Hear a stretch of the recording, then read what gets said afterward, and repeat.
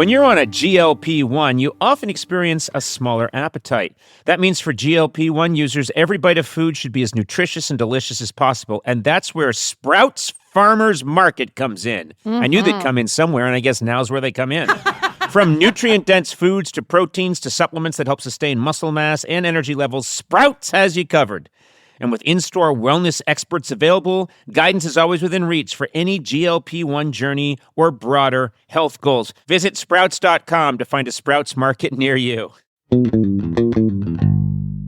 Have you got an ass? Then Duluth Trading Company is for you. I'm just reading what they wrote, folks.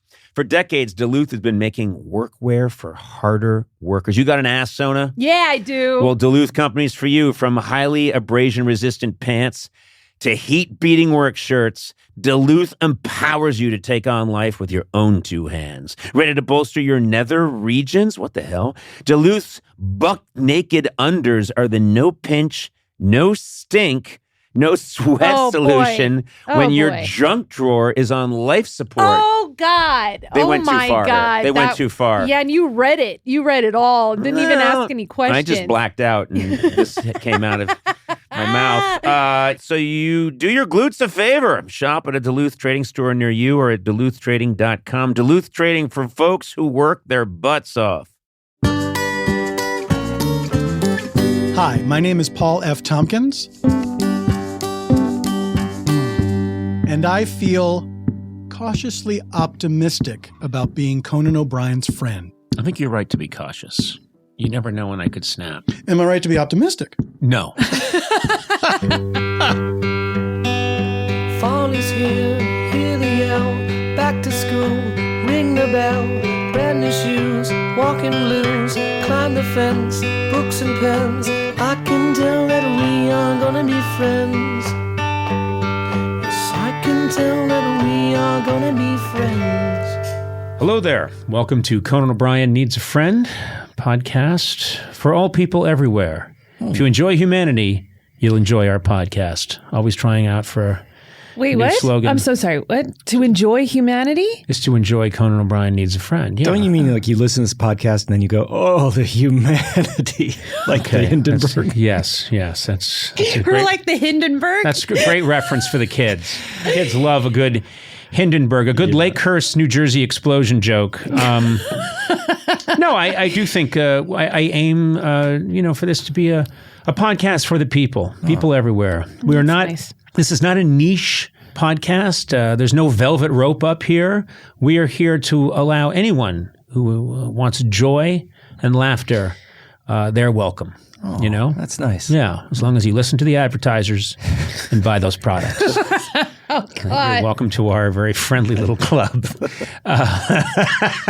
Matt Gorley, good to see you. Hi. Hi. Yeah, okay, take it easy. It's the last time you got on me about sounding weird or creepy. That second high was still a little weird. And Sona, how are you? Yeah. You know what? I'm okay. Okay, just a simple fine is good. Oh. I didn't. You know what? You were very just like... You know when I really think about it? It sounded like you actually cared. Yeah. No, I know. I'm an actor. I've taken a lot of training. It threw me off. It sounded like you were being sincere. And I was like, wait, is this a real moment? Yeah. And it was not.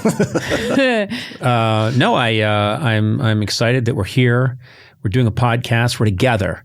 I get a good energy from you guys. And when I say that, I mean I maintain my own energy despite you. Oh, I think you mean like you're a vampire sucking energy from us to exist, right? Yeah. No, Okay. that would not be a lot of energy. That would be not a lot of nutrition in there. I'm trying to think what we're going to talk about today. I've got nothing going right now in my mind. No. Well, we could we could sit comfortably in silence. I think that will work. I hate that so much. In fact, before we start, who will be the first to break the silence? It would be me. Well, let's see. It'll be me. Why? Now, are you uncomfortable with the silence? I'm not uncomfortable with silence. I'm just like, I don't know. I just, when I'm told to be silent, that's when I can't be silent. You know what's interesting? I do know this about Sona. Over the years, when I've asked her to tone it down, she gets crazy And she really gets... Okay. No, you do. She gets very like wide-eyed and like, what? Don't you tell me to lower my voice. And literally we'll be in a situation where, we could be in a room with someone and they're operating like on a child's eye. And I'm like, Sonia, you got to keep it down a little bit. She's like, I don't have to keep it down. And the surgeon's like, oops, blind for life, little boy. Hold on. Every time Slip you of the retell scalpel. a story, you make yourself sound so rational and so calm and so collected, but you're never that way. You're always like, I don't know. The master impressionist. Master Bit. impressionist. Son of Obsession. All right, everybody. Guess this celebrity. Oh, I don't know. Who Louis is that? Armstrong. Yeah. Louis Armstrong? You get no. me, Matt. No, you do not like anyone to suggest that maybe you could be a little quieter. And it's not even part of a I will speak and my voice will be heard. You will not mansplain to me or make me be silent. It's not that. Anyone could tell you in a very appropriate situation where you need to be a little more quiet, like, we're trying to escape and our guards are asleep right there. So let's get by. And you'll start to probably say something like, you know what? It would be really good if we could go to one of those restaurants where they have a tray and you get as much as you want, like a Sizzler. Yes. And I'd say like, Sonia, can you just I really want to go to Sizzler. we're trying to keep it down a little bit because our captors are right there and they're starting to wake up. Don't you tell me. No, I have to say, this narrative, I mean, you're pretty loud too. Yeah, you boss. are. Yeah, that's true. But he is right though. If you like right now you're saying we should be quiet because you said that, I won't be able to. Well, let's try this, okay? So now I'm going to write on this paper 300,000 Bitcoin, okay? Okay. And What? whoever stays quiet the lastest. Okay. Wow. You know what? You are right. These segments really are better when we give them no thought beforehand. What do you mean? I've been planning this for ages. All right. Okay. So you want us to be silent for as long as possible. I on a can't do podcast. this. Well, On a let's see. podcast. Okay, Let's all see. right. All right. And Perfect 3, podcast. 2, 1. Sonia, shut up. I can't even make sounds? because you spoke second. I can't make sounds? $300,000 Bitcoin. Woo! I thought it was whoever spoke first And blew then it. it was the longest. I said the lastest to speak. Lastest to speak. Well, okay. Look how competitive you just got, by the way. You got so angry. Well, I didn't know I couldn't make like noises. You wanted me silence. Complete silence. Okay. We tried it. It failed miserably. Okay. And I'm rich. Can we try it again? Sure. Just great podcasting. Okay. I'm upping it to 310,000 Bitcoin. Okay. 3, 2, 1.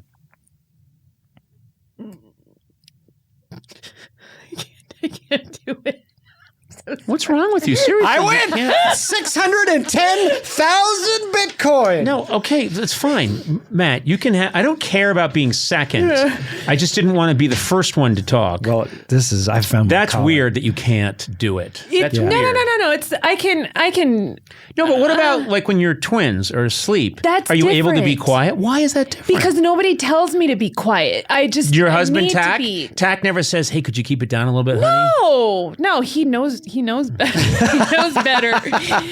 If you say be quiet, I can't be like if someone tells Right. you If someone sit asks still, you- Conan, you move. I remembered once asking you to do something for me, and you said, "If you ask me to do something, I can't do it." And I said, "You're my assistant." Yeah. It was the most. It's a hilarious exchange. You said, "I have a problem sometimes when This is when we were talking to someone who, was trying to be like a couples counselor with us. Yeah. Oh, And how we could work better in the office. And you said, "I just have a problem when he asks me to do things." You're my assistant. I know, but I'm being honest, and I've never pretended not to do that. Okay. All right. Here's well, the rap sign, and also I just want to put this up. Yeah. too. Well, I don't even know how do you get that. I don't know. Who's going to give it to you? I don't know anything about cryptocurrency, but I know it's coming my way. I go to a server and there's a blockchain and a man in a dark suit hands it to me. Hands it. Not considering. It's not important. I'm plowing ahead. Okay. My guest today is a very funny comedian, actor, and writer. He voiced Mr. Peanut Butter on the Netflix series BoJack Horseman and has been a staple in the podcast world on shows like Comedy Bang Bang, Super Ego, and Spontanea Nation. He also has a live variety show, Varietopia, with Paul F. Tompkins. I'm very excited he's with us today. Paul F. Tompkins, welcome. I want to say I was immediately disappointed when you walked in today because you've said that to me every time. I've known you a long time. You're a beloved comedic figure and a very talented fellow. And I swear to God, you walked in and you were carrying this nice leather box that opens up with a little hinge on it. And I know that you're a fan of old-timey things, Sure. Clothes, various vintage items. And I knew, oh my God, he's brought me like a watch from 1920, or he's bought me some really cool cufflinks that are worth easily $800 to $1,000. And I was excited. Mm-hmm. And then you sat down and you started to open the box. And I thought, that's weird that he's not letting me open it. And then you took out your own custom earbuds. That's right. And I'm still looking at the box, and I'm convinced there may still be a gift in there for me. Should I put that box on the floor, honey? Is it distracting? I swear. You think there's still something in there for you? I'm convinced. Paul, just pop the question. We've been going together for 6 years, and this is our anniversary. Please. And then you pull this shit. That was such a fake out. But of course Such a fake out. I'm sorry. Well, no, it was not. It was. Anytime I see anybody, you know what's so funny? Well, anytime I see anybody holding any kind of container, someone can walk in with just a plastic container, and I think, I'm getting my vintage watch now. Right. You should get an MRI. And never go to the container store. Oh my God, never go to the container store. Oh, I see. Those are all see-through though, so that's not bad. I see hobos walking down the street with satchels. And I think, here I go. He's about to give me a watch. Right. Clearly, something's wrong with me. He's evading the railroad bulls. He's barely had time to pick up his bindle. Thank you for knowing Bindle. And of course you know Bindle. We have a lot to talk about because I do love you, sir. You and no one trades in old-timey foolishness like Mr. Well, I'm going to like to call you PFT. Oh, okay. You know? Sure. Well, may I say, from a deli owner, that's a rave. It's so nice to be in a room with someone who understands that reference. I know. Thank you. But no, it's true. And good Lord, we've been messing around with, I think this is called a podcast. We don't know what this is. It's really probably doesn't earn the title, but you've mastered this form such a long time ago. And alongside my companion, Matt Gorley, you did the beloved Super Ego. And you've done so much great work in this space. So it's nice to have you here. And I hope that, feel free to point out what I'm doing wrong. Like maybe starting the whole interview with the mistaken belief that I should have been given a gift. Something you could have easily not said on mic. Like no one needed to know that you thought. I think people need to know that about me. I think it's important. They need it. Yeah. I see EMT workers jumping off of a helicopter with a container that looks like it's packed with ice. And it's got a lung in it for a transplant for a boy who needs a new lung. And I always get in their way and assume it's a vintage watch for me. Most of the time you think it's a vintage watch. I always think it's a vintage watch, even when for there's. sure you're headed towards champagne. No, even when what I'm telling you is this guy's getting me a cold watch. The ice is to throw me off the track. The ice is to make me think.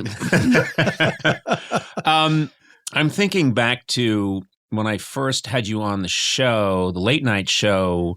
I think it was 1997. I believe that is correct. Again, were the perfect person for us because your style of comedy fit our quirky show hand in glove. And you were always a very popular guest. And I will tell you that can't be true.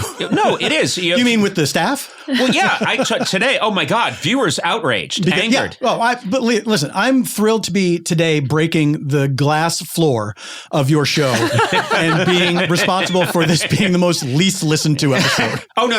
Trust me, that can't happen. Yeah. Very ominous. Yeah, no, trust me. We had Tova Borgnine's lawyer as a guest on the show. Now, if you don't know, this is Ernest Borgnine's wife, Ernest Borgnine's widow, his lawyer. And I said, stay tuned next week. Tova Borgnine's lawyer will be here. And it's a real estate lawyer, not even a lawyer who deals with anything that interesting. Conan, I've got bad news. That episode's doing incredibly well. I hear it. It just completely destroyed. I want to listen to it right now. It destroyed the Bo and Yang podcast in the numbers. No, but you came on the show, and I believe that was your first time on a late night show? 100%. I was thrilled and excited and scared, and it was everyone was so nice to me. It from my memory, it went well. I haven't watched the tape in quite a while, but It was a huge milestone for me. I think subsequently you brought family to come see you perform on the show. Yes. Is this true? Yes. I think the second appearance. I would never have the guts to do that. I never liked having any family. Oh, it's the worst. And people think, oh, that couldn't add pressure because you're on national television. Yeah. I can't explain it to you, but when I knew that I had family or relatives in the audience, it bothered me. For sure. Because it felt like more pressure, which it shouldn't, because they can watch it at home. Yeah. So what's the difference? You're not there. You're not in the same room. I've had that same exact feeling if I've performed at a club or this is the only time my family came to see a TV appearance of mine because they live in Philadelphia and it was close enough. It just something you become hyper aware of them and only them. You are picturing yourself through their eyes. Yes. And remembering everything they've ever said or more importantly, not said about your career over the years. And that night, I think that was my second time on your show. And we went out to dinner afterwards. Mm-hmm. I treated everyone to dinner. Mm-hmm. Because I thought this is, I'm just on TV. I can afford to do this. This is a cool thing. They just saw you get laughs on national television. Now I'm taking you all out to dinner. Yes, this is, you double down on the big shot thing of it all. The dinner seemed to be the thing everyone remembered the most. I don't remember there was a lot of talk about what happened before. But there were anecdotes about the dinner for sure. Right. Yeah. There was a lot of talk at the dinner about, can we get another basket of bread? This one's gone. And I said, you can. Yeah. It's New York. You can do whatever you want. And you'd say, so what did you think? I seem to do pretty well with the crowd tonight. And they would say, about the bread, can we get 2 baskets at the same time? Because it's a long table. So there's one for each end. My mother's review, I believe, which is her standard review since I started doing plays in high school, was, you talk too fast. Wow. Okay. I'm going to tell you something that is absolutely true. A beloved uncle of mine. A beluncle. A beluncle, thank you. A beluncle, which I had a beluncle and I had it removed. It was abscessed. Once you hit 40, you got it. You got to be careful about those things. You have to get the beluncle removed. Yes. But a beloved uncle who was a lawyer in central Massachusetts, 5 years into my run on late night television. So this would be a year after your first appearance. Mm-hmm. I started in 93. This would be 1998. He took me aside, and the show was doing well by then. Yes. We had a rocky start, but by 98, it's doing well. He pulled me aside and tried to talk me into going to law school. And I'm not kidding. I'm not kidding. And he said, I know you enjoy this TV thing you do, but he said, but as a trial lawyer, you can be the director, the writer, and the star. Yes, he said all this to me. And I'm like, I'm on the cover of this magazine. Look. And he's like, that comes and goes. A lawyer, that's the life for you. That's a true thing. I know that you've probably had. That sounds like you have the same kind of family. My mother. This was. I want to say this was probably maybe even the same year, or no, it would have been earlier. It would have been earlier, I think. Probably 90. No, it might have been 97 or something. I came home for Thanksgiving, and this is after I worked on. This was probably my last year at Mr. Show on HBO. Right. I think it was the year after the first Emmy nomination that we got. Mm-hmm. Went home for Thanksgiving. Sitting around the table, my mother said, your uncle could teach you how to tune pianos. And I honestly didn't know why she was saying it. It didn't register. Right. And I was like, why? And she said, well, so you have something to fall back on. Yes, fall back on. It's like, what? No. Yeah. What more do you need to see? Yeah.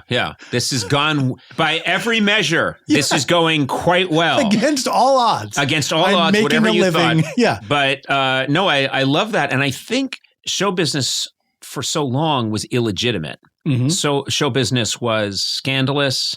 And so it was, I could kind of understand why my beloved uncle, my Beluncle would pull me aside and say, look, I know you're having fun, but we all know that you'll be dead in 2 years if you keep doing that. Yeah. Because you'll be on those red bennies and blue poppers.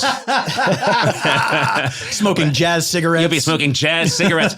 I actually had a different uncle come visit me at Saturday Night Live, and he saw G.E. Smith playing with the band, and afterwards he said, that guy there with the guitar, and he said, tell me that guy doesn't have a jazz cigarette shoved down his bootleg.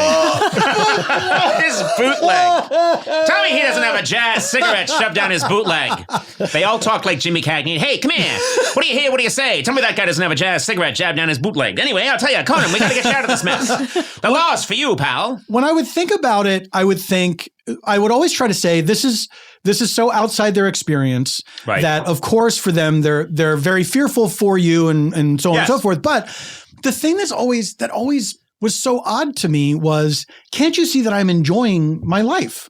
Like that I'm paying my rent, I am eating every day, and I'm having a good time. Like this, wouldn't this be something that you want for your child? I think it's let's take it back, because I am a product of the Boston suburbs, and so I knew nothing about show business, and I didn't know anybody who knew anything about show business. And as I've said, our only experience with show business was that Robert Urich shot Spencer for Hire in the Boston area, and occasionally someone would see Robert Urich, and that was as close to show business as I thought I would ever get. Right. And I remember once being at Saturday Night Live when they aired the episode where Robert Urich is running through my high school, and I was the asshole who's standing right by the TV going, you can't get from A wing right to the gym.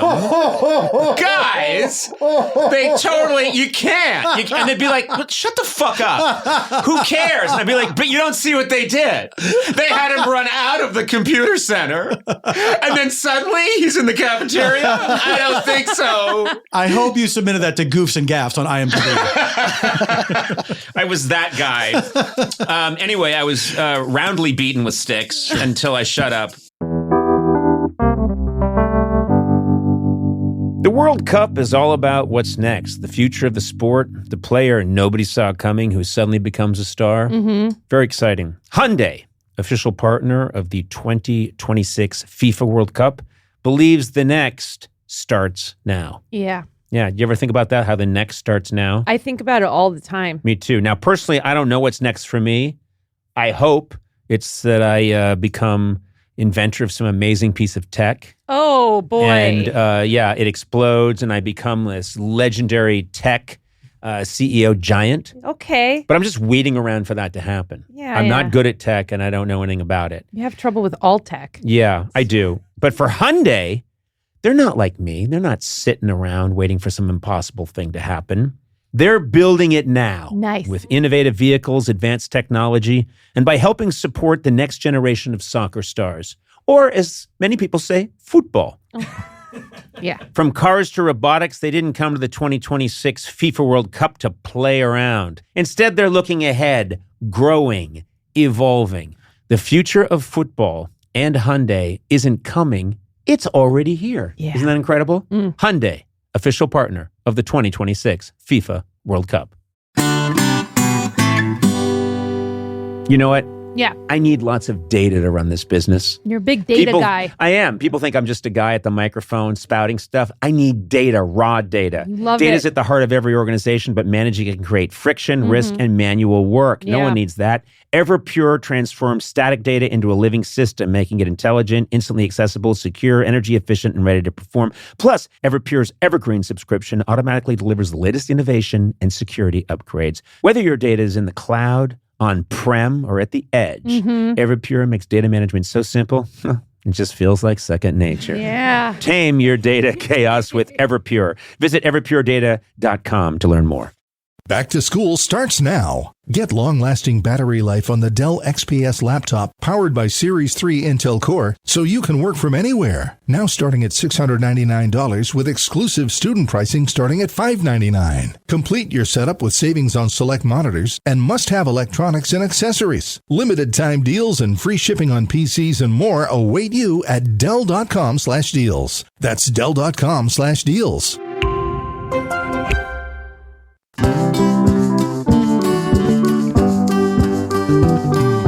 You, sir, are from the Philadelphia area? Yes. I could be wrong, but I've always thought, man, Philly's a rough town.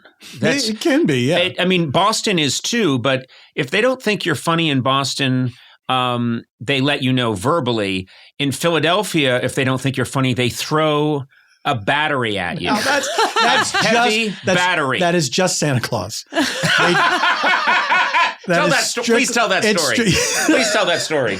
It's a while. Let me see if I remember all the details. It was an Eagles game where it's snowing during the game. Mm-hmm. There's a guy in the stands dressed as Santa Claus. He was not supposed to be a part of anything. Right. They had to stall for some reason. I forget what it was, maybe to clear the field or something like that. And they see this guy and they're like, hey, would you come out here? Would you come out on the field and wave to everybody? To cheer people up a little bit. Yes. And there'll be some kids in the stands that'll make them excited to see Santa Claus.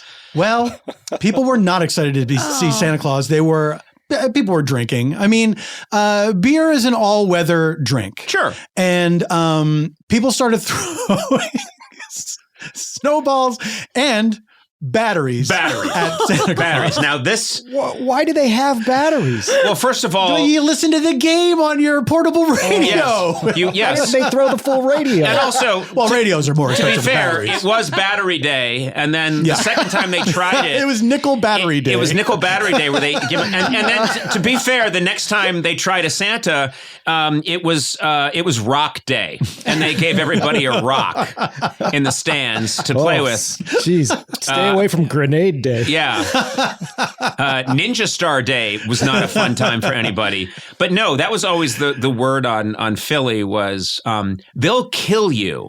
And this is the thing I find so interesting, Paul, is that there are certain places where very intelligent and creative comedy can flourish. Mm-hmm. I'm thinking of San Francisco. Absolutely. San Francisco is this wonderfully warm terrarium where comedians are encouraged. Mm-hmm. Dana Carvey, I think, had a wonderful time, and he grew in that environment, and he could try out all these strange ideas, and he could sing about broccoli, and the crowd would love it.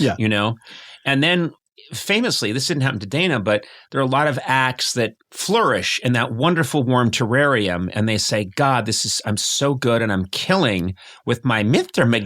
Magudagaga Boo-Boo-Dee-Bee-Baba character. And then they go to Boston, and they're murdered. Yeah. And I mean they're murdered. They become murder victims. Yeah. And then I think in Philly it's even worse. Because if you go there and you've got some great left brain, really cool alternative comedy that you want to try out, they bring batteries. For sure. If they don't. Yeah. So you must have started, you started in a hostile environment. I did. And that's why I was the first comedian to wear a bandolier of batteries to throw back at the audience. No one had ever thought to do this before.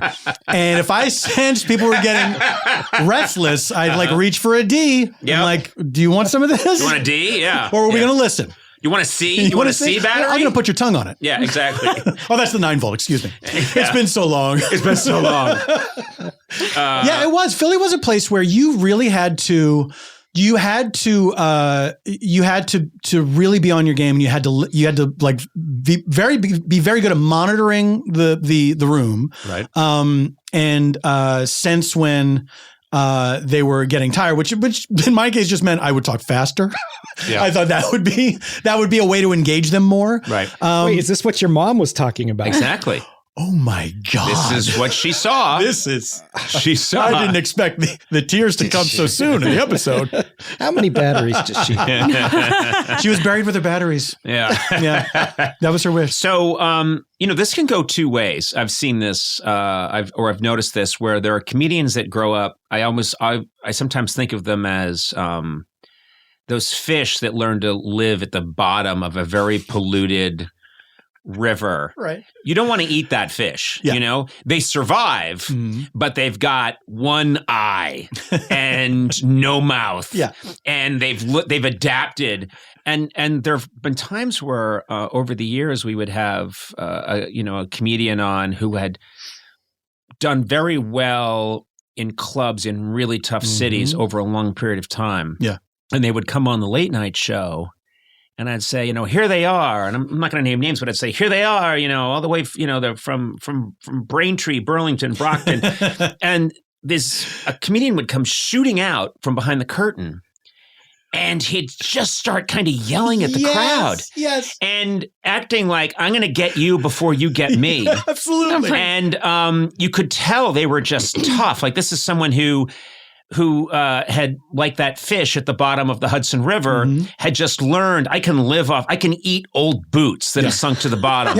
And they would come out and the crowd would be like, if it was our crowd, college age, young people that were excited to hear some cool new stuff. And suddenly this person would come out with facial scars because they had glasses thrown at them. And they would frighten these people. Yeah. And I would think, okay, that growing up in a tough environment, it has definite pros. But then there are problems as well. It can break some people, or it can make them change their style of comedy where they're overly calloused. Yeah, but I was so shielded all the time. It took me it took moving out here really to kind of let that. So drop when do you move bit. out here? 1994. Okay, yeah. You come out here in 94. Where do you do your stand up?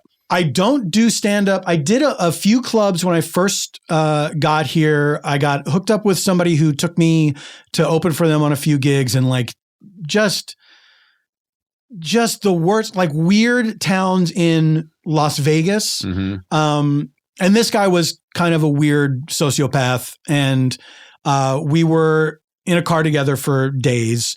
He wouldn't let me roll down the window because it created wind resistance, but he also didn't want to turn on the air conditioning because that uses up power.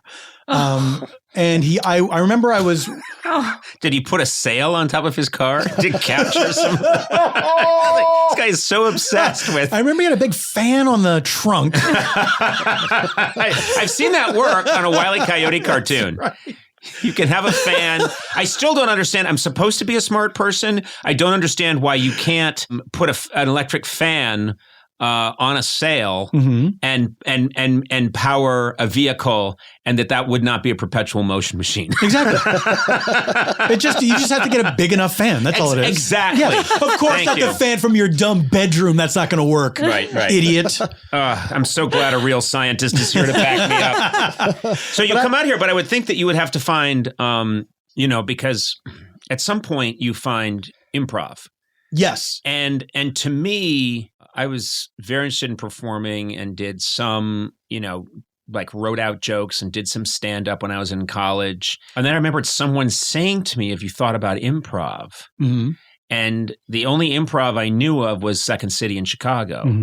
And I had no idea what I was doing. So I wrote a letter to whoever was running Second City at the time and said, it was like, dear sir, I'm completing my residency at the Harvard Lampoon and I'd like to be considered for this improvisational troupe at Second City. And of course I got a form letter back saying, it was a form letter that said, fuck you, Conan. Yeah, why are you talking like that? I was shocked. I come to you in a state of wanting. I have no friends in your fair city. I will need lodging, and I will need a hat filled with beans. I wish I had gotten into it sooner. I'd done stand-up for 8 years in Philly and was like slowly moving up the ladder. And I was like, I feel like I have to start at the at the very beginning again. And I didn't want to do that. I got a day job, tried to figure it out. And then I heard from a comic that I knew, a guy named Jeff Hatz, who was a Baltimore comic that I knew from my Philly days, who was now in LA. And he said, hey, we're doing these, me and some other people are doing these regular shows at a place called the Diamond Club on Hollywood Boulevard. If you want to do one, let me know. You could do like character, sketch, whatever. At the same time, I met somebody from Chicago through Adam McKay. This gentleman was recently being talked about for some celebration he went to on January 6th last year. And we became a sketch team. And so sketch was my entree into LA show business. We got hired on Mr. Show. And then I started, discovering the alternative rooms around LA, which was the kind of stand-up that I always wanted to do, but I didn't know how to do it. Right. Where it was more conversational. It was more, there was less of that sort of slick club kind of sheen to it. It was less practiced and studied. It was more like, this is me talking as myself and what I think is funny. Yes. And there is a happy medium. For example, as you know, Largo is a magical space here in Los Angeles. And only appears once every 100 years. Yeah. As does everything great. But people, I think, used to love to say, well, LA, there's no culture here. And I think that is so untrue. There's so much happening here. If you're willing to go out and find it. Yeah. Or drive. If you're willing to drive for 35 minutes and you're willing to go east, there's amazing shows being done in these cool little theaters. And it's so fun to go there and a little scary, but fun to play in front of people. Absolutely. I think that LA is it's a more fun town to live in than it is to visit. It's so spread out. And, if you're taking so much time to travel, if you're just here for, a few days or a week or whatever. But when you live here, and look, I was, there's an Eastern thing where you are raised sort of obliquely to just despise California for some reason. And it's like no one ever tells you why. Well, Annie Hall, I mean, Woody Allen went a long way towards New York good, LA bad. Absolutely, yeah. And that bore out. Yeah, exactly. What's he up to these days? We'll get to that in the next edition of the podcast. There was nothing, because I had been steeped in that culture. When I first moved out to LA, which is in 85, I wasted time doing the whole, no one here reads. Of course. Look at this. They worship the automobile. That's their highest form. And I look at that now and I think that was all time wasted. Never occupy a space and just denigrate it, unless you've been put into a penitentiary. You know what? If you're in a penitentiary, you have the right to wake up every day and say, this place sucks. I did the same thing though. Because I just was like, I'll move there because I have to. And, I felt that way for a couple years. And then I remember coming back from a visit home, and it must have been Thanksgiving, because when I came back, they had put up the decorations on Hollywood Boulevard, and I lived just off of Hollywood Boulevard. I was in the back of the cab and I was looking at the lights. It was just dusk and the lights were coming on, and I realized this is home to me. This is my home now. And I was happy to be back, and, in a way that I hadn't yet felt. I also think that the island of Manhattan it became so expensive to live there. There's this kind of idea that, well, down there in Greenwich Village, there's this young starving artist who's, no, there isn't. There's no young starving artist. Not no more. Well, then maybe, Soho. No, he's not in Soho either. Well, then he's in Williamsburg. And he's not in Williamsburg. No, he's not. Where do you think, is he maybe in Greenpoint by now? Oh, no. Anytime you bring up an area in New York City and think, well, I don't have much, but maybe I could go to that really northern part of Queens the cheapest apartment there is $8.7 million for just a square foot. Really? What was it? It used to be a giant urinal. But a year ago, they put some Art Deco furniture in there, and now it's $8.9 million $10 just to look at it. You can't even own it. The big cake is now at Trader Joe's. So I don't know. I one of the things that's made me happiest or what has given me the most satisfaction, I think it's because I come from a large family. I always like there being people around. Absolutely. So today I had the feeling of, I'm really happy that Paul's going to come in and we're just going to be in this room together and screw around. That's always been the part of this that I like the most. Absolutely. Is that, and I sometimes try and, younger people, I'll tell them, I'm telling you, it's most really good sagas, movies are about someone starting out alone, whether it's Robin Hood, and then they find their merry men along the way. Or Star Wars is all about collecting people as you go. That's how this always felt to me in comedy. That was the fun part. Absolutely. Was, and I'll go to a party at, my former head writer, Mike Sweeney's house, and I'll see you and I'll see Amy Mann and I'll see all these really funny people who are there. And I think these are some of the funniest people I'm ever going to meet. And they're all in one house. Yeah. And the liquor's free. Yeah. What could be?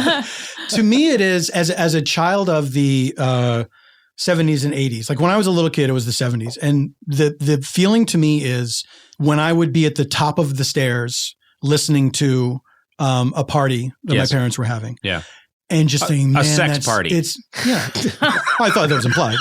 You'd hear the moaning. I'm listening to moaning. Come on.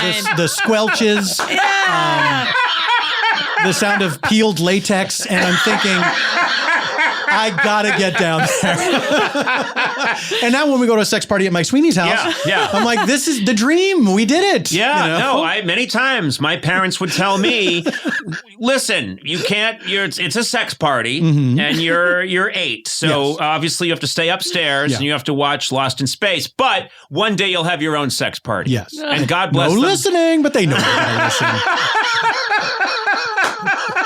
Great. And I'm picturing people having a sex party and being like, bring it, let him come, let Paul come on down. Paul, come on in. Let him sing for us. Come on in. Yeah. Everyone's there lying there naked in different scene poses. They stop in the mid-orgy. Yeah, stop mid-orgy and Paul, sing that.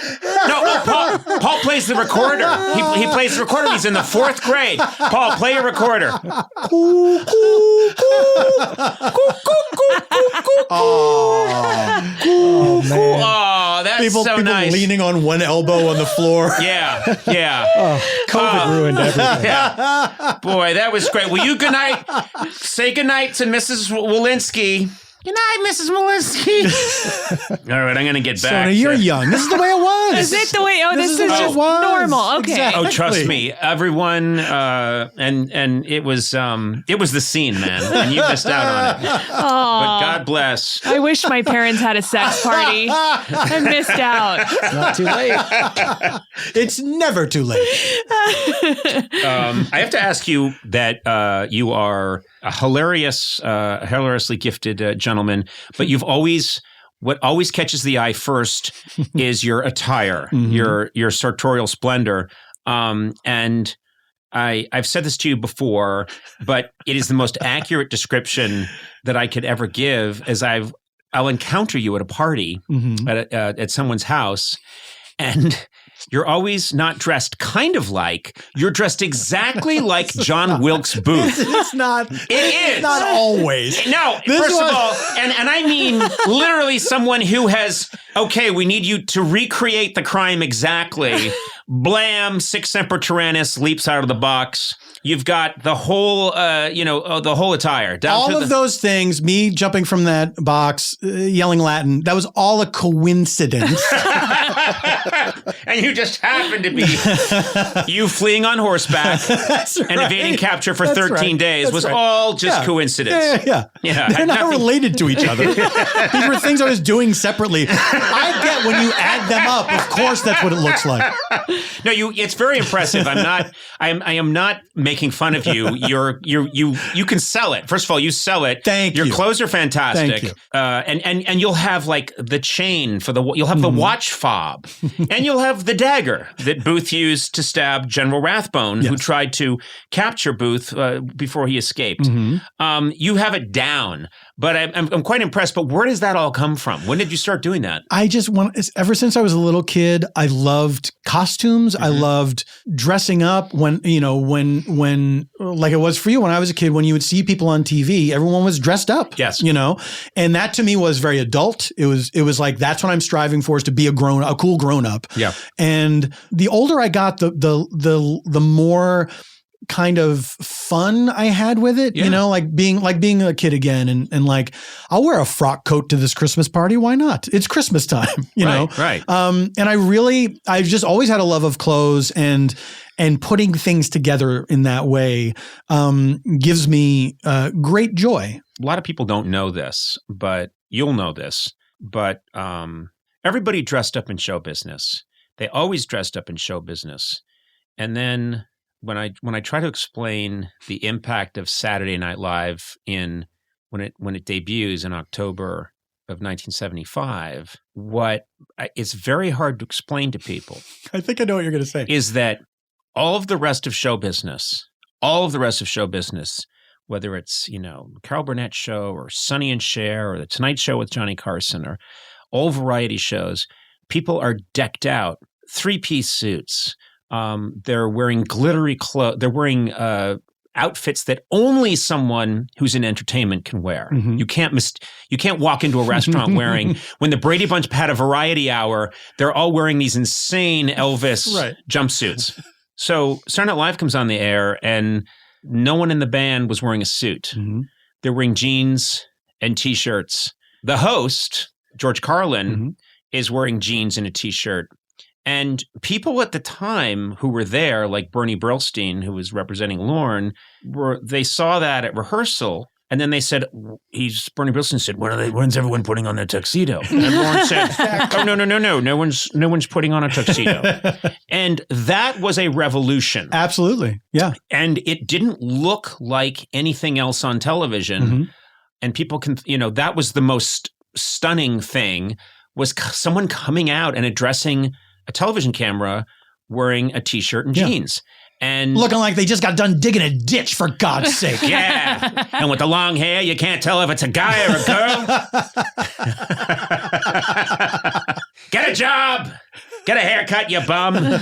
But that was the big shock. And I think I always understood, I liked wearing a suit. And I remember some people suggesting to me, well, you're really young.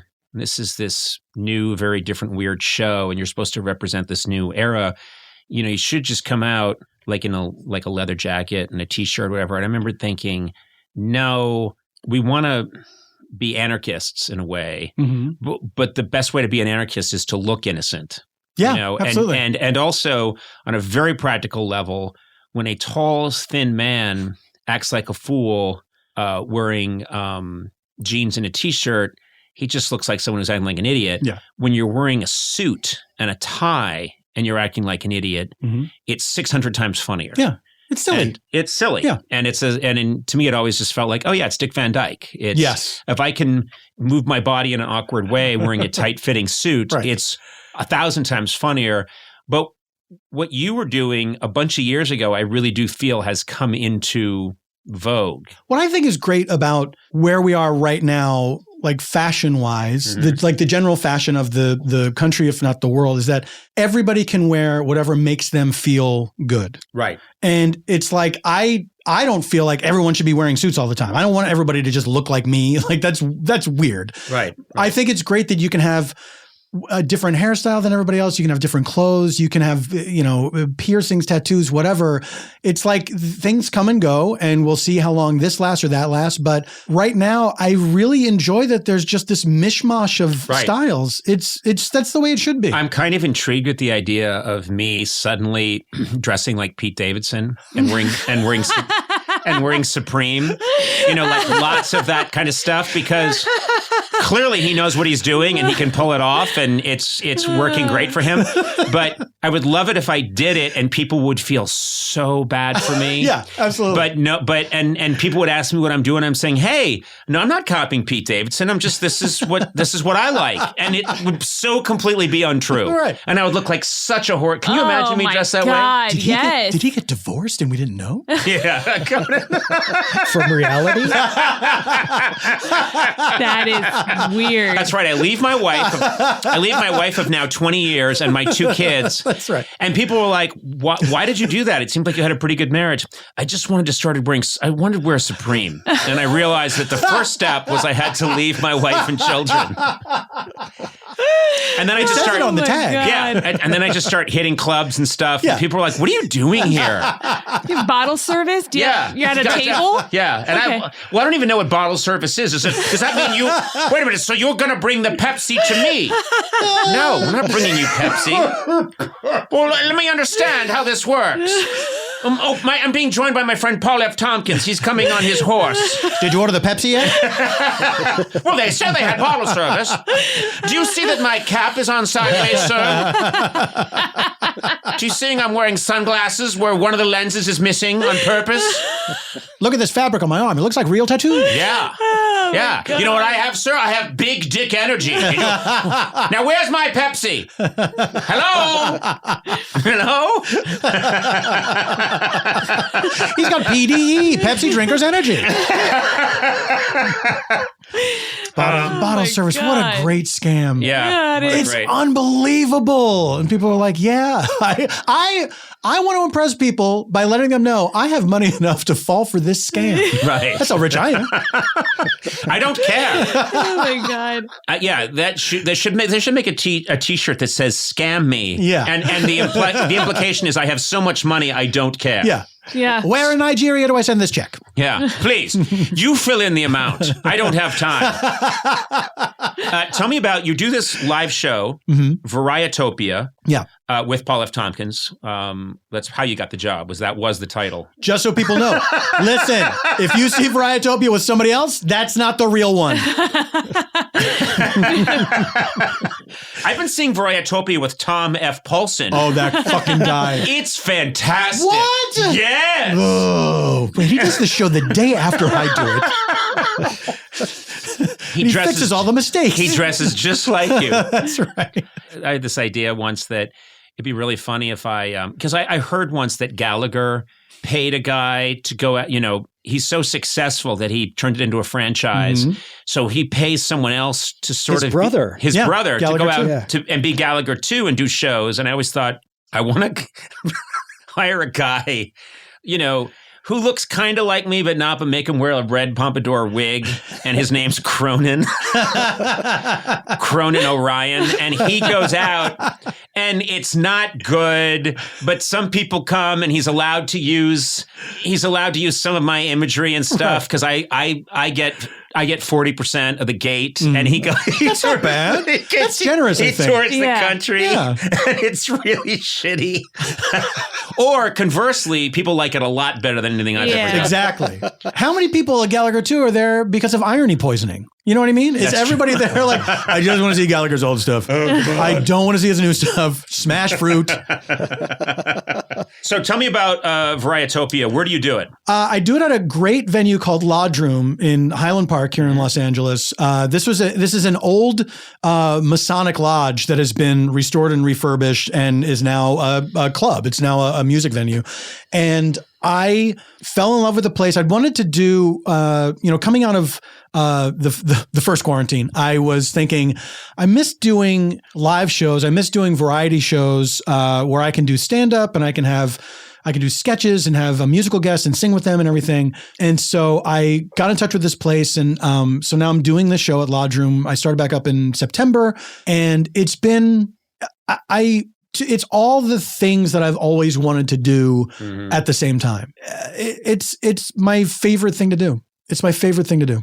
And you've got live music there too. Yeah. And we had Amy Mann on, and we've had a great rapper named Abstract Rude, who's legendary in the LA scene. I just did my at the Bell House in Brooklyn. I just did it for the first time in New York with Open Mike Eagle and St. Lennox. And it's like, yeah, to mix comedy and music together like we used to do back in the old Largo days has been just a joy. Well, I'd love to come check it out. Please I'd do. love to be in the audience and then somehow insert myself in the show in a way that isn't organic and doesn't fit. This doesn't sound like you.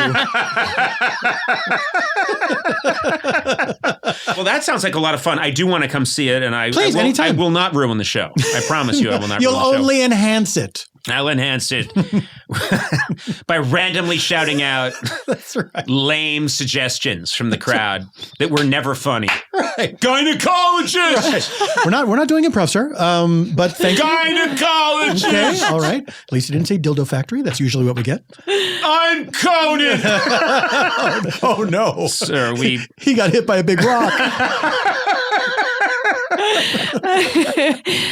Yeah. I'm going to ask you your last question, which is, and I think this is something you've touched on before, but you seem like a happy fellow. Have you always been a pretty happy fellow? Some people are fueled. I'm a little curious about what fuels you. I think I'm more or less a happy person. Mm-hmm. I've got anxiety. Mm-hmm. That helps fuel me before I do something. But then when I get out in front of people, that's always been my escape. For me, I was thrilled when I had the realization that I've been doing this long enough and I know my craft well enough that before I go on stage, I realize, it's not so much nervousness anymore as it is excitement. Yeah. Like I can't wait at the day of a show, it's the worst because I just want it to be the show. I'm just thinking about it all day long. Right. That's more the anxious part. And then right when it's showtime, being in the wings and waiting to go on, I fucking love it. It's such a good feeling. I don't think I've always generally been happy. I think because I suffer from como se dice, the clinical depression. Yeah. Wow. And you're very new to this country from Italy. Yeah. And then I thought you were going to, you even have trouble saying a pizza pie, but then you nailed clinical depression. In my country, we say depressionate clinicale. You make depression sound delicious. It's not bad. What else do you have? The clinical depression with clams. Oh, with clams. Terminal cancer. Oh, we have a diabetes for dessert. This has been not work. I don't know what to call this, but this was not work. This was just, hey, let's get one of the funniest people we know to come in and screw around with us and for a long time and record it. And people were going to really enjoy listening to it because you're a delight. So thank you. Thank you so much for doing this. I really appreciate it. Conan, you've always been so kind to me, and thank you for believing in me, and thank you for having me here today. I really appreciate it. Well, that's sweet. I swear to God, I didn't believe in you. And I would often say in your introduction, I don't think this is going to work out. That's why you didn't get a watch. If you go back and look at all your late night appearances, there's always that, ladies and gentlemen, against my will, I am now introducing this gentleman who I think is going nowhere fast. Under duress, here is Paul F. Tompkins. With no joy in my heart, ladies and gentlemen, and great trepidation, Paul F. Tompkins. No, seriously, this was fantastic. Thank you, sir. Thank you. College students don't get enough credit. That's my opinion. Yeah. I mean, they get credit for courses, but there's more that they're mastering, like mastering microwaving, focusing on fashion, getting a bachelor's in beauty products. That's where Walmart Plus comes in because college students get 50% off a Walmart Plus membership. Who knew? I didn't know. No one told me. I'm out of the loop. Yeah. Plus, Walmart Plus members can choose between Peacock or Paramount Plus at no additional cost. That means you can host a movie night in your apartment, stream the new action film everyone's raving about. I've got to see that film. Well, guess what? I've got Peacock or Paramount Plus. Hey, thanks, pal.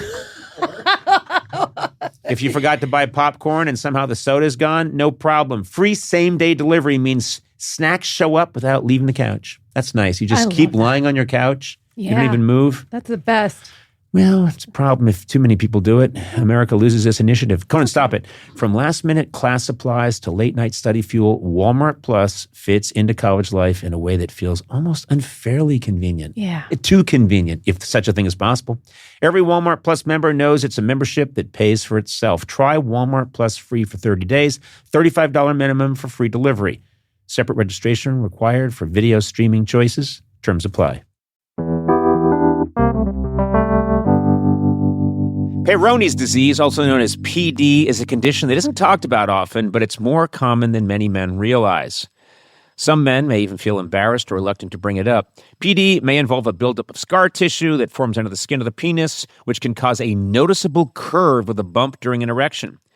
That curve can lead to pain during intimacy. It also may affect a man's confidence and mental health.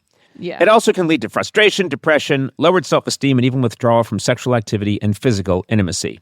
If you notice a curve with a bump down there, it might be PD. The good news is it's treatable. A urology specialist can diagnose Peyronie's disease and talk through treatment options. To learn more, visit talkaboutpd.com. This is a paid ad by BetterHelp. All of us learn about stigmas when we were a kid, things we're probably not supposed to talk about, Yes. things we're not supposed to share, maybe be a little ashamed of. Yep. Even in 2026, stigma can get in the way of a lot of things, like getting support for your mental health. Unbelievably, that's still an issue for people. Yes. Maybe you've encouraged friends to consider therapy while avoiding taking the first step yourself because you're busy, or you're worried what others would think, or you're telling yourself you can handle it alone. Yeah. This is a situation where you can't do it alone. You need to talk to someone else. But therapy with BetterHelp, the world's largest online therapy platform, can be a space to slow down and talk through what's been building before it feels unmanageable. Here's how it works. You just take a short questionnaire to identify your needs and preferences, and BetterHelp will handle the initial therapist matching work for you. That's huge. Their industry-leading match rate means BetterHelp typically gets it right the first time. You can feel confident knowing BetterHelp therapists work according to a strict code of conduct. We have never had that here at the show. And unlike us, they are fully qualified. Don't let hesitation hold you back. Find support with BetterHelp. Sign up and get 10% off at betterhelp.com/Conan. That's betterhelp.com/Conan.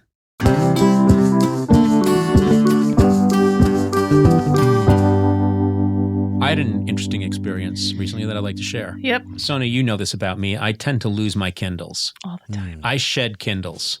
I don't know what it is. It's something about the size of a Kindle. I don't think, lose things.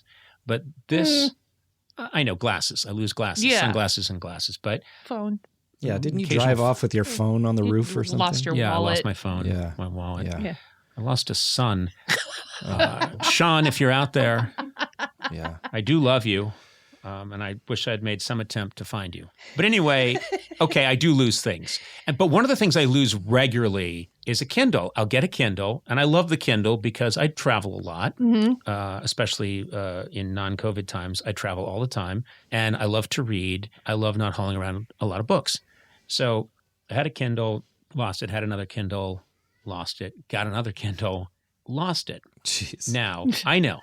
So I go out and I buy my fourth Kindle because I'm going to take my wife and children on a vacation. I buy the Kindle, and you have to set it up. So I put in all my information and I set it up, and it says, great, welcome back. And I see that there's the home screen, and then it says library, which tells you about all the books that you bought. So I think, I wonder if there's any books in there that I bought that I forgot to read. It's been a while since I had my Kindle, since I lost it. So I go into library, and I see, oh, there's a book I bought on Teddy Roosevelt. Oh, there's another book I bought on Teddy Roosevelt. Oh, there's a book I bought on World War II, and another book I bought on World War II. Yeah. And then I see this Tom Clancy spy novel. I'm like, I never buy those. Then I see another one. Then I see all these different spy novels. Oh, I'm listening. Who else was in there? James Patterson. Like people I never read this stuff, and I'm seeing more and more of them, tons of them. Then I start to see all these books on how to drive a car. Mm-hmm. What? And I'm like definitely didn't buy that. And then it's like how to drive stick shift like a boss. Yep. How to drive a truck. How to drive this. How to drive that. I'm like, I didn't buy any of these books. Then I start to see how to talk to ladies with confidence. And then I start to see. Then you know you're back in your own book. Yeah, then I knew. Oh, good. Now that I bought. Then I start to see. There's I have some of the books Read here. them. Okay. So there's one of the books is The Manual to Manhood: How to Cook the Perfect Steak, Change a Tire, Impress, and then it goes on. And then there's another one, Forbidden and Explicit Erotica for Adults. Yes. Yeah. Then there's another one, which is the 7% Man, a pickup strategy, Yes. which I think I've heard about, which is some strategy where if you hit on 100 women, 7 will at least say yes, or at least they'll talk to you for more than a second. It's about quantity. It's about quantity of times that you, and I'm reading, and then it gets into mixed martial arts. Yep. And then there's stuff like using the power of the mind to unlock. And I call you up and I go, what is this? And you said, was your Kindle locked? And I said, no, I didn't know you could lock a Kindle, which I didn't. I didn't know you could lock a Kindle, that you could put a lock in. I never got that far. I'm not and she was like, yeah, a very horny 16-year-old boy has your Kindle and is buying books like crazy. And I was like, of course, because it's all spy thrillers. I need to learn how to drive. How do I pick up a 35-year-old sexy girl? I want to do sex. I want to do sex. I need to use my mind power to control everyone around me. There's crypto stuff in there. Yeah, crypto stuff. And so anyway, I put a code on my Kindle. But the problem now, and we got rid of all those books. Yeah. The problem, though, is that Amazon keeps suggesting books to me. So I keep opening up my Kindle, and it will say, have you thought about, have you thought about how to get a 44-year-old MILF in the sack? 7 techniques that work half the time, every time. Yeah. And it was so easy to clean your library. Because I was like, is this about a war or a president? And that's Conan's. Anything else was like sex, MMA, driving. But the thing is that for the rest of my life, Kindle's going to be saying, who is this? Oh, Conan. Hey, Conan, we know what you'd like. 15 ways to talk your way into a lady's room. This similar thing happened to me because Amanda and I share a Kindle account, and so it takes our interests and blends them together. So that's I great. read kind of pulpy spy novels like this kid, and she reads a lot of like maternity books, and so we get these like female romance novels like Bad Jonah and President Sex. And guess what? I would love it if they blended mine, because if they blended the kids and mine, it would be like How to Talk Sexy to Theodore Roosevelt.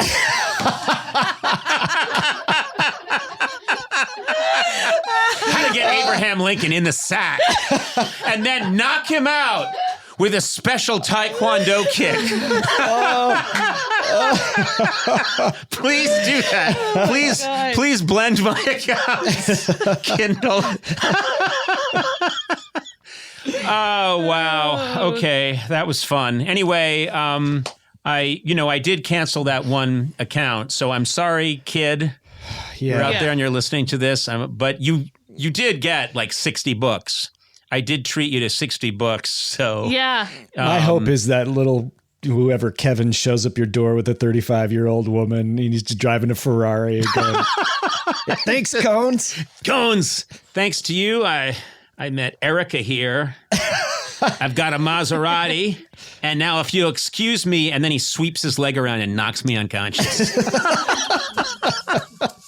I love that. All right, onward and upward. Conan O'Brien Needs a Friend, with Conan O'Brien, Sonam Movsesian, and Matt Gorley. Produced by me, Matt Gorley. Executive produced by Adam Sachs, Joanna Solotaroff, and Jeff Ross at Team Coco, and Colin Anderson and Cody Fisher at Earwolf. Theme song by the White Stripes. Incidental music by Jimmy Vivino. Take it away, Jimmy. Our supervising producer is Aaron Blair, and our associate talent producer is Jennifer Samples. Engineering by Will Beckton.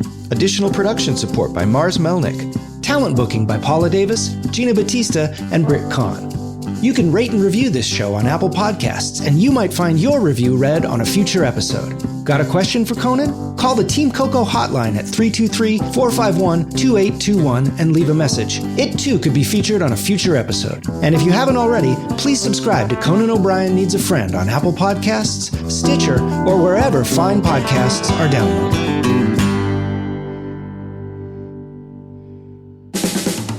This has been a Team Coco production in association with Earwolf.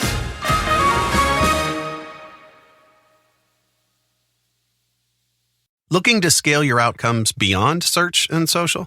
Realize is Taboola's AI-powered performance platform, driving incremental growth by engaging high-intent users across a global network of 600 million daily active users on premium websites. Reach and convert your audience on premium websites and placements where your customers actually spend their time. For more information and to create your account today, go to realize.com/podcast.